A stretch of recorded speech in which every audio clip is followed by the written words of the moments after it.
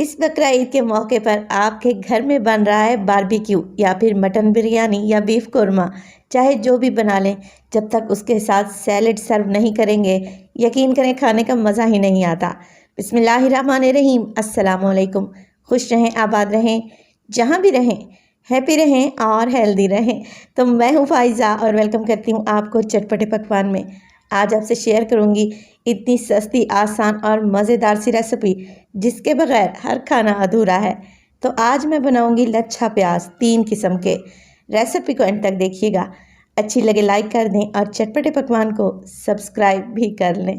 तो चलें रेसिपी को स्टार्ट कर लेते हैं। तो बेहतरीन से जायकेदार और कलरफुल ये मज़ेदार से लच्छा प्याज बनाने के लिए सबसे पहले तो आधा किलो मैंने प्याज ले लिए हैं। असल में मैं 3 किस्म के लच्छा प्याज बनाऊंगी, तो मैंने प्याज की क्वांटिटी ज़्यादा ली है। चलें जी, प्याज को छील लें और इसके बाद इसे धो लें। धोने के बाद हमने करने हैं इसके स्लाइसेस। तो हमने राउंड शेप में प्याज की कटिंग करनी है, ना ही बहुत ज़्यादा मोटे स्लाइस रखेंगे और ना ही बहुत ज़्यादा पतले।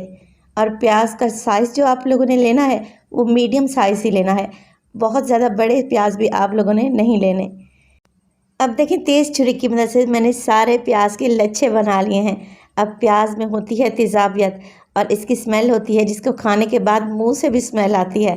तो इसकी तेज़ाबियत को दूर करने के लिए कुछ लोग क्या करते हैं, ढेर सारा नमक लगाकर इसे मसल लेते हैं, मगर आप लोगों ने ऐसा नहीं करना।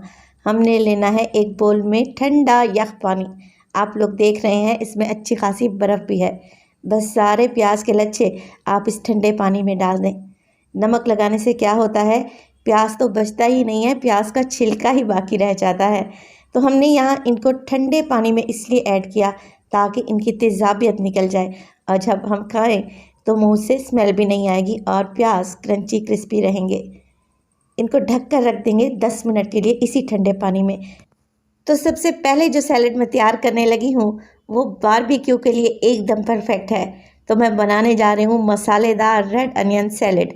इसको बनाने के लिए हमें एक मसाला तैयार करना पड़ेगा, मगर घबराने की ज़रूरत नहीं है, ये मसाले आपको आपके किचन से मिलेंगे। 1/2 टीस्पून डालूंगी कश्मीरी लाल मिर्च का पाउडर।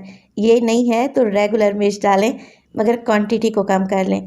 1/2 टीस्पून डालेंगे काला नमक। चाट मसाला डालेंगे 1/2 टीस्पून और इसमें शामिल करेंगे मोटा कुटा हुआ ज़ीरा 1/2 टीस्पून। सब चीज़ों को अच्छे तरीके से आप लोगों ने मिक्स कर लेना है। बस जी, बारबेक्यू के लिए जो हम सलाद बनाने जा रही हैं उसके लिए चटपटा सा मसाला एकदम तैयार है।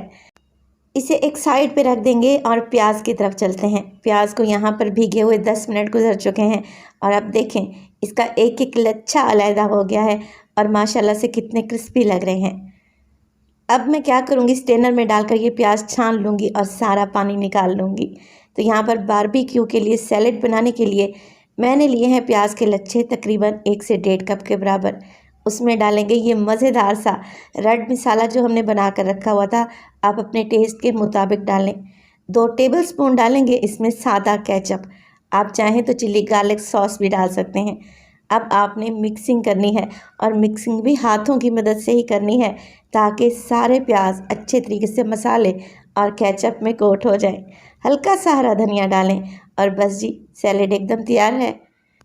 अब दूसरे नंबर पे जो प्याज बनाने लगी हूँ ना लच्छेदार, वो है चटनी वाले प्याज। ये मुझे पर्सनली बहुत ही पसंद है क्योंकि आप इसे सादा रोटी के साथ भी इंजॉय कर सकते हैं। इसके लिए हम बनाएंगे एक चटनी। 2 हरी मिर्चें, आधा गड्डी हरा धनिया, आप लोगों ने डंडी समेत लेना है, और आधा गड्डी ही पुदीना। बस जी, मिक्सी जार में इन सब चीज़ों को डालें, थोड़ा सा पानी ऐड करें और एक थिक सी चटनी बनाकर रेडी कर लें। अब दोबारा से हमने प्याज के कुछ लच्छे लिए हैं और इसके ऊपर डालेंगे ये मज़ेदार चटपटी करारी सी हरी चटनी। हरी चटनी के बाद इसमें मज़ीद कुछ मसाले भी ऐड करेंगे जिससे ये सलाद बहुत ही टेस्टी लगेगा। इसमें डालेंगे मोटा कूटा हुआ ज़ीरा तकरीबन 1/4 टीस्पून और काला नमक 1/4 टीस्पून, और इस पर डालेंगे एक लेमन जूस फ्रेश आप लोगों ने लेना है।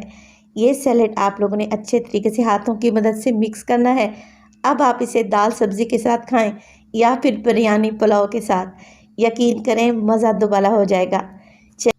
तो 3rd नंबर पर जो सैलेड मैं बनाने लगी हूँ ना वो है लेमन पेपर सैलेड। बहुत ही टेस्टी बनता है। तो अगेन आप लोगों ने ले लेने हैं प्याज के लच्छे, जितने आप लोगों को ज़रूरत हो। इसमें डालेंगे कुछ हरे धनिया के पत्ते।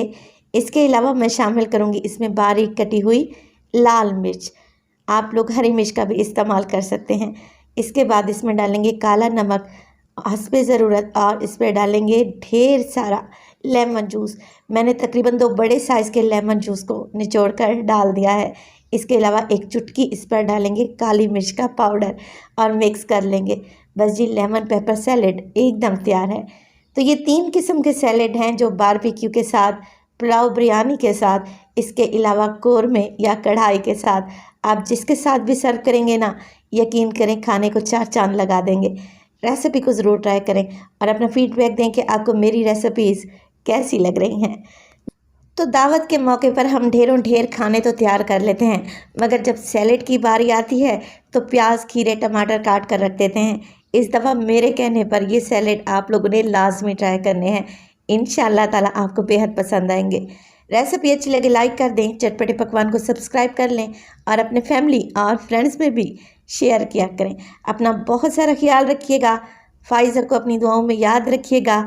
मुझे दीजिए इजाज़त। टिल देन, अल्लाह निगहबान।